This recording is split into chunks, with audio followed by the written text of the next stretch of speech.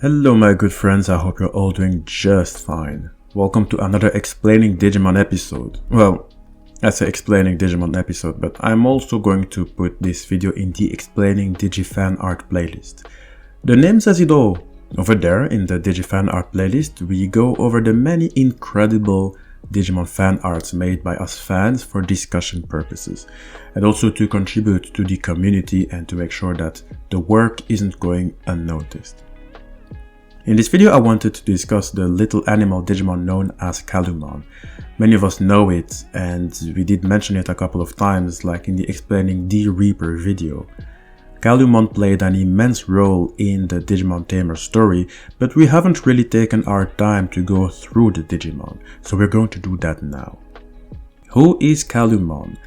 It may be a small cute white creature, but it has an immense big story, so let's start with its name. According to Chaki J. Konaka's notes, CALUMON was originally going to be named CALUMON. However, in English it was given the name CALUMON, and in Japanese it was named CALUMON, which almost is the same as the CALUMON that it was normally intended to carry as its name. You see, the Kulu in CALUMON, meaning in its Japanese name, is a corruption of the word Kuru, coming from the legendary creature known as the Carbuncle. It is the mythological creature that was used as inspiration for CALUMON, and the creature is taking us to Latin American mythology. The Carbuncle is a legendary creature said to be a small animal with a precious glowing gemstone in its forehead, and it is often associated with hidden treasures and wealth. CALUMON itself can manifest a gem on its forehead called Crystal Matrix. However, you will mostly see it with the 0 unit on its forehead. The symbol takes the shape of one large triangle formed from 4 smaller ones. And for your information, the 0 unit is often identified with the mythological Keter of the Sephiroth. The Sephiroth comes from the tree of the Sephiroth in Judaism. It is a map of the divine, showing how God's infinite power is made accessible to the human world through a series of descending step-down points or vessels. Each Sephirah represents a different quality of God, a stage in creation, or an aspect of human consciousness.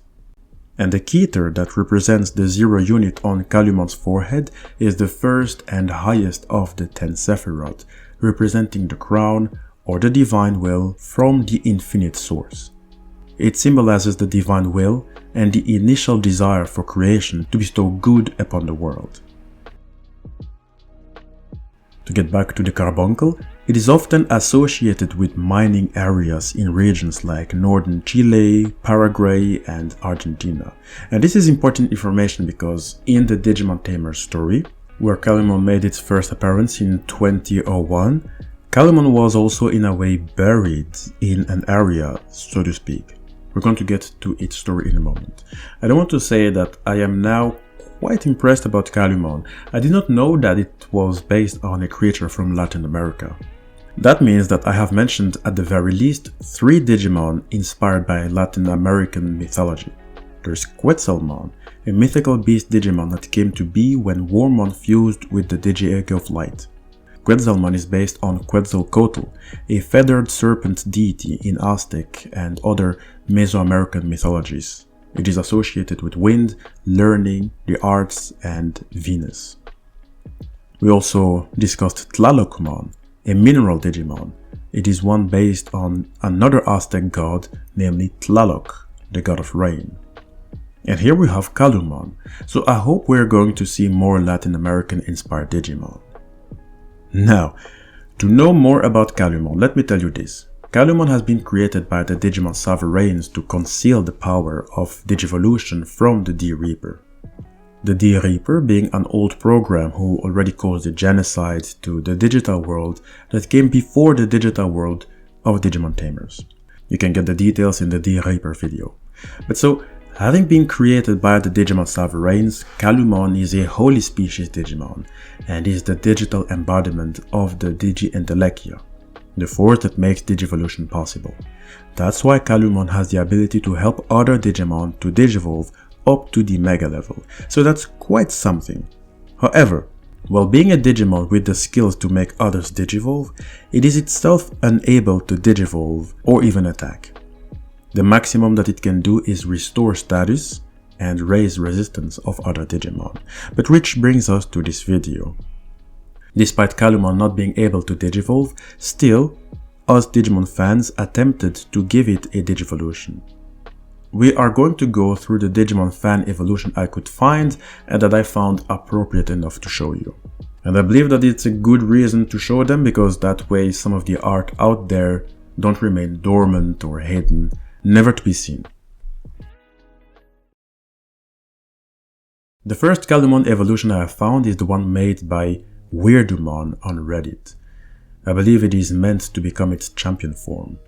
I can see that it has Renamon's legs, Gilmon's arms, Terriermon's ears, and a humanoid appearance. This might look a little weird, however, it would make a lot of sense when you consider that Calumon's only Digimon friends were Terriermon, Gilmon, and Renamon. So if it would evolve looking a bit like a mixture of the three of them, would make sense. And it is still an animal though, so it also makes sense that it continues to take the route of animals when you look at the fur and even the overall appearance. But it still retained its holiness, as it has this sort of halo around its head. With the humanoid face, we could say that it is little by little transforming into a humanoid, maybe an angel or something else. In all cases, I feel like it is evolving to become something that is wise looking. Because after all, it still has the 0 unit on its forehead, and I just explained the importance of the 0 unit when it comes to what the Digimon could embody. You can see the 0 unit on the forehead and on both hands and even its heart. Still on Reddit, there is a fan art of Calumon that is extremely interesting. I believe it is also at the champion level. It shows a form based on the silhouette that you can see when Calumon is using its powers in the anime. It takes the form of a woman with wings, further emphasizing the holiness behind Calumon's origins. It may not necessarily be an angel, but still, there is something quite divine to Calumon after all. I think that this art is very suitable for Calumon, absolutely well done. I also found a very interesting fan art of Calumon who armor digivolved with the Digi-Egg of Friendship. Now, remember that those who use this Digimental will have a form based on the attribute of Thunder, and those who use it move with speed. Most Digivolutions which occur through this egg have something to do with ice, lightning, or mammals. And we got an interesting Calumon armor Digivolution made by Zemekiel Mons, better said Zemekiel_Mons. We were not given a name nor a story, however, we were given a nice form that truly remained faithful to Calumon, especially when you look at the colors and actually the fact that Calumon still is an animal type Digimon.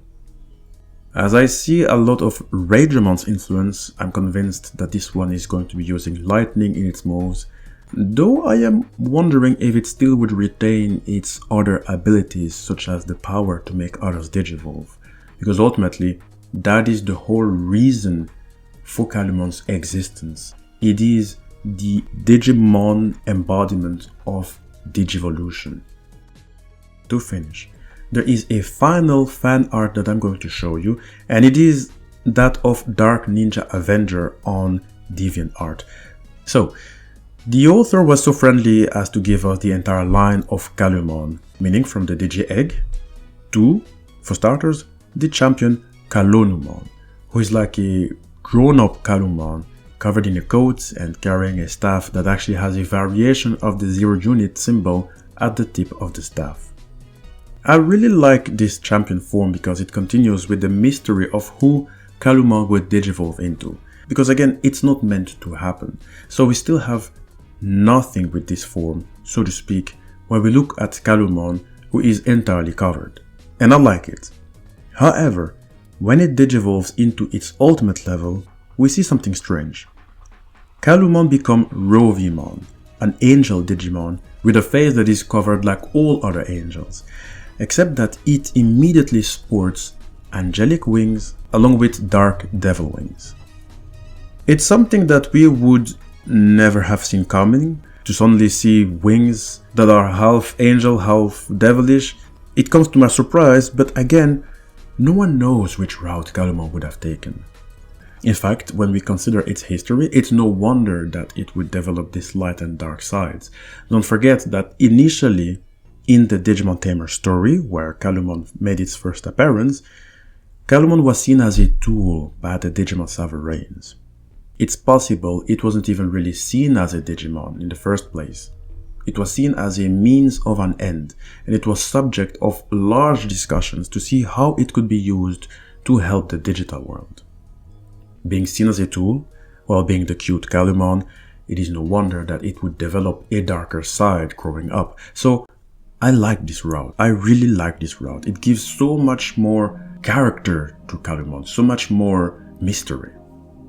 Now, unless I got it wrong, we were given yet another ultimate level for CALUMON by the same author, and this one is called Archangelmon. Her really is a bit of a variant of the ultimate Rovimon. But then, Archangelmon can digivolve into two megas, two routes. The light route, making it become Light Angelmon, who holds a sword, and there is the dark route, making it become Dark Angelmon, who holds a scythe, making it become almost like a Death Reaper. For Dark Angelmon, the fact that it is still called Angelmon, meaning that it still belongs to the Angelmon family, it might mean that it still is part of the angels, except that it is one who walks around with dark wings.